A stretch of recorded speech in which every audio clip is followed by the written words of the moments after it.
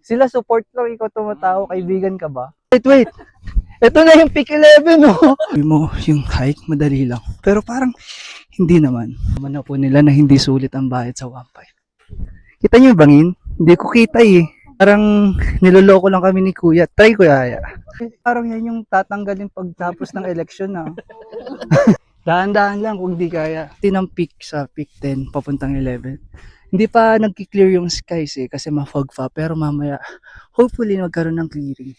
So, Kuya, wait lang. Kaya naman tayo ni Kuya PJ. Sa pag medyo steep yung daan, tutulungan niya kayo. Sa akin walang tumutulong eh, ganun talaga. Dapat clearing to eh, pero hindi siya kita. Akitin natin yung peak. Yun na yung peak 11, tapos peak 12, doon na tayo sa dulo. Tara, bilisan natin kasi malabas na yung araw. Uy! Wait! There's more. Wait. Ito na yung peak 11, oh. Guys, yes!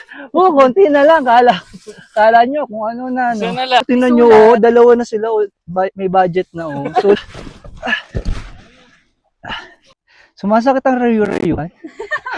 Meron nga pala dito. Malapit na tayo sa peak. Tara, sundan mo ko.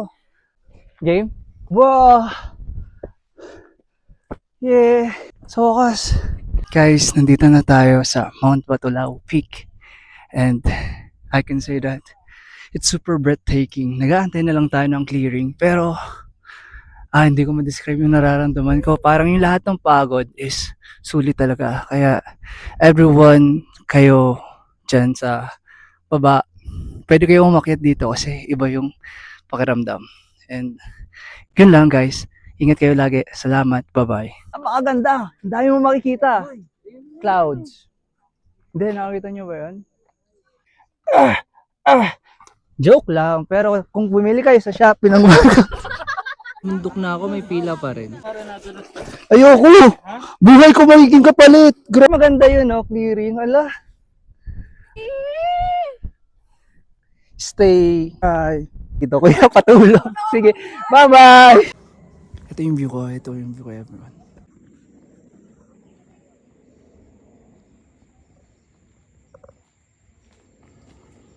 Dito tayo, pauwi. And, diba?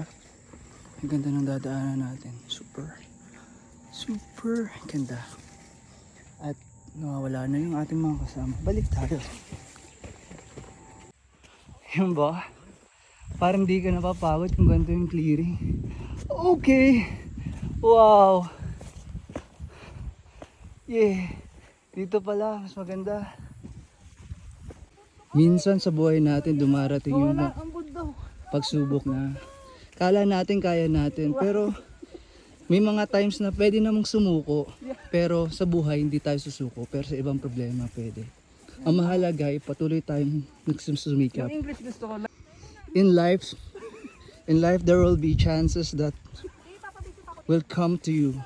Unless you grab that opportunity, you will lose it forever. So for every opportunity that comes to your way, cherish it and grab it while you can, because you don't know what will happen.